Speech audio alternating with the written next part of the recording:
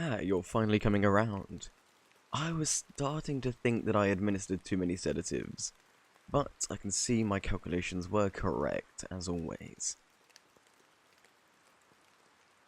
Yes, about those restraints. My apologies.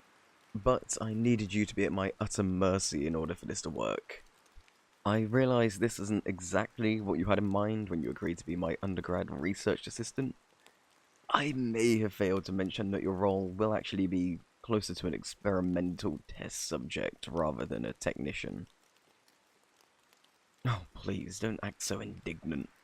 I see the way you look at me during class, you know. It's so distracting. Feeling your eyes roaming over me while I'm trying to teach. What's the name of that Van Halen song?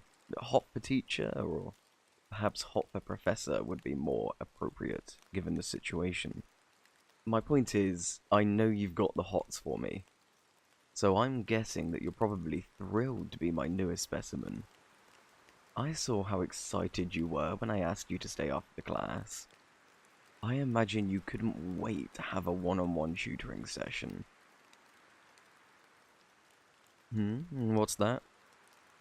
It's true that age is just a number, but you should still know that it's not polite to ask. If you must know, we are approximately the same age, plus or minus a few years. I happen to have graduated from high school much sooner than expected. That is the only hint you'll get out of me on that subject. I think you're capable of solving the rest on your own. Oh really? You think I've gone too far? Would you prefer to live in a world with no cell phones, electric lighting, or heaven forbid, air conditioning? We have a professional obligation as scientists to unlock the mysteries of the universe. How these concepts translate into practical application is not my primary reason. It's not like we're splitting the atom, although I guess some would consider the secrets of the mind are more destructive than any bomb. You might be surprised to learn that I've actually been gathering data on you for a while now, so it seems we have a mutual interest in each other. You can call it an obsession, but it's all in the name of science. Or at least most of it is. The rest is, well, it's of personal interest to me. You've taken a few of my classes, so you should know how serious I am about my research. You basically accepted all of the risks involved when you agreed to assist me. Anyway, I need some proof that my current theory is accurate. If you have a logical reason to support your beliefs, then you won't be caught with your pants down. In an academic sense, at least. You may think I'm batshit crazy, but I can still see the burning desire in your eyes. It's okay, you can be honest. It's just the two of us. I can see the battle raging in your mind, caught between your sense of social priorities and your carnal urges. Your brain or your body? I wonder which one will end up on top. I can tell that you're secretly enjoying the anticipation. I wonder how far I'll have to go before you reach your limit. So, let's begin with a few informal experiments and see where the results take us. First, I'll take off this lab coat. I usually never teach class without it. Oh my, do you like what you see? Your pulse rate just shot through the roof. There's no point in trying to hide it. You're currently connected to a plethora of sensors, so I'll be able to observe your reaction to every stimulus. However, the results of this first test fall within my expectations. Most people in your situation would have reacted in a similar fashion, so let's chalk it up to standard deviation. I wonder what I should try next.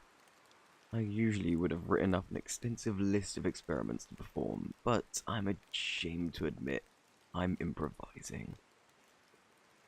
To be honest, I was so eager to test my theory that I may have ended up rushing things a bit. I'm sorry, was that a little unprofessional of me? It's okay though, we have all night to figure out the correct procedure. Perhaps some tactile stimulation is called for. Oh, did you like that suggestion?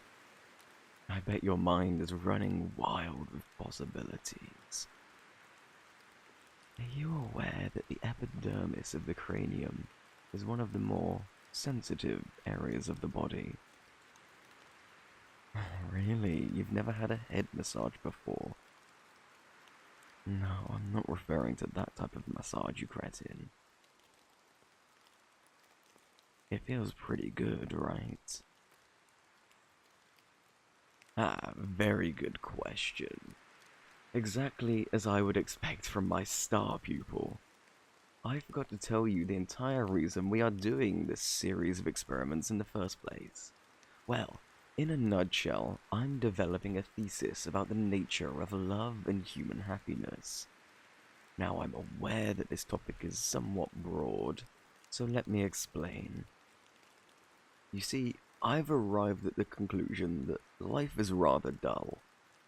It seems like I spent most of my time drifting from thing to thing, hoping to find some place where I will belong. Typically, I either mastered a topic or end up growing bored and disinterested because I'm not a good fit, so I move on to the next potential source of interest. That's when it occurred to me. It seems like most people spend their time sustaining their existence for the prospect of potential happiness down the road, rather than truly appreciating the moment. After I was able to admit this to myself, I realized that true happiness only comes from sharing the joys that life has to offer with someone else. As illogical as this conclusion is from a scientific perspective, I have to admit it makes sense on a more emotional level. Your neck and shoulders are so tense. Just relax a little. I'm not going to cause you any pain. Unless you're into that kind of thing. Now, as I was saying, the law of entropy states that everything which begins must have an end. That the purpose of our lives is really determined by what we choose to do with the time we have. As human beings, we desire a meaning or purpose for our lives above all else. Therefore, we tend to try to find our unique identities in the aspects of our lives which are dealt by probability or fate, or whatever you would want to call it.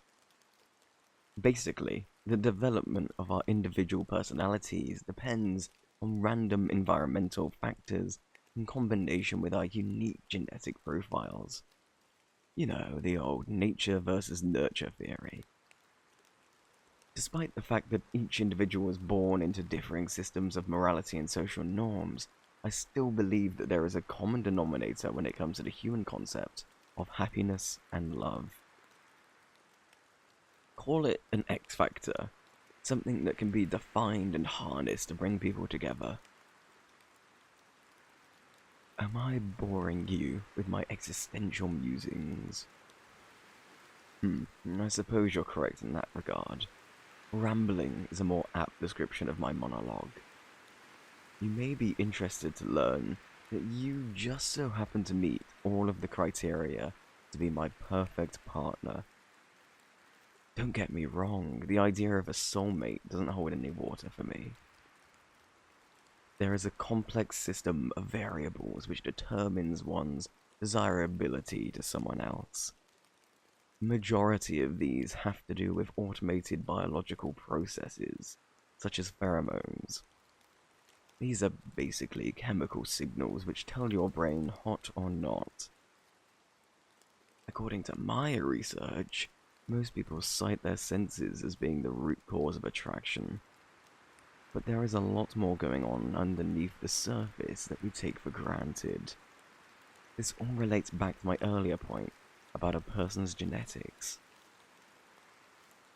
I'm fully aware that there is a difference between love and mere physical attraction.